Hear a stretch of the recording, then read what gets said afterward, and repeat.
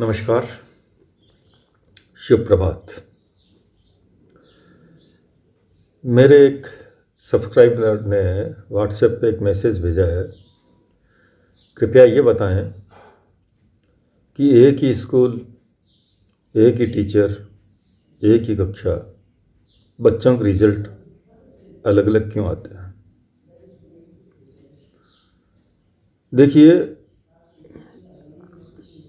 हर बच्चे को अलग अलग वातावरण मिलता है।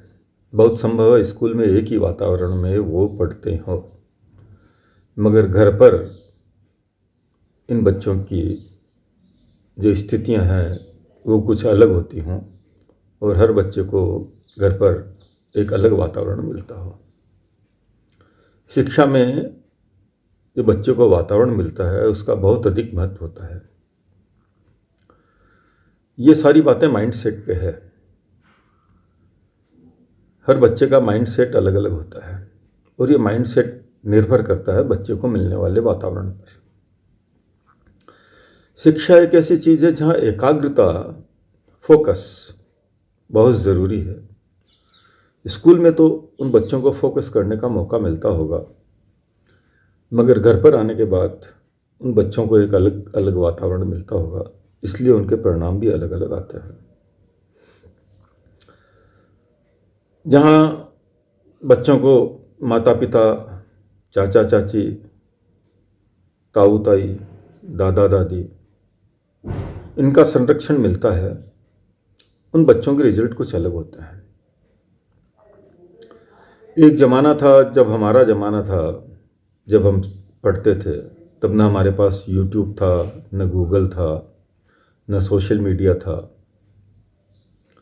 मगर आज परिस्थितियां बदली हुई है और सभी बच्चों को समान रूप से यूट्यूब उपलब्ध है, गूगल उपलब्ध है, सोशल मीडिया उपलब्ध है।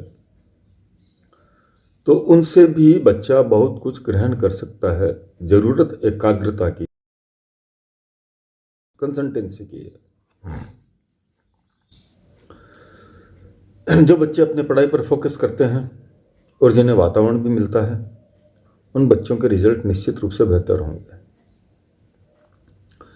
एक कहावत भी है ना, किसी कवि ने कहा भी है, करत करत अभ्यास के जड़मति हो तो सुजान।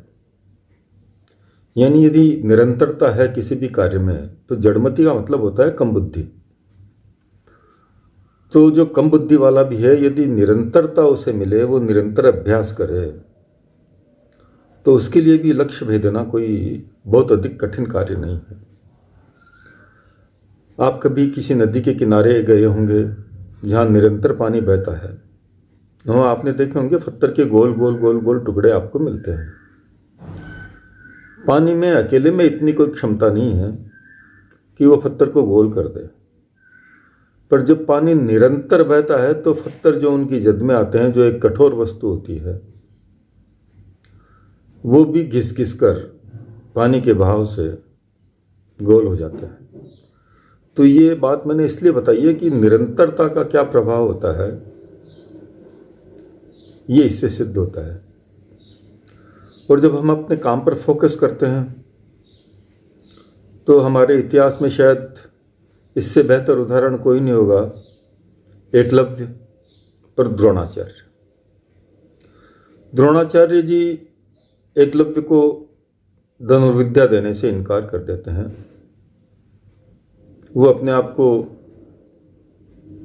कहते हैं कि मैं राज सेवा में हूँ, इसलिए मैं आपको धनुर्विद्या नहीं सिखा सकता।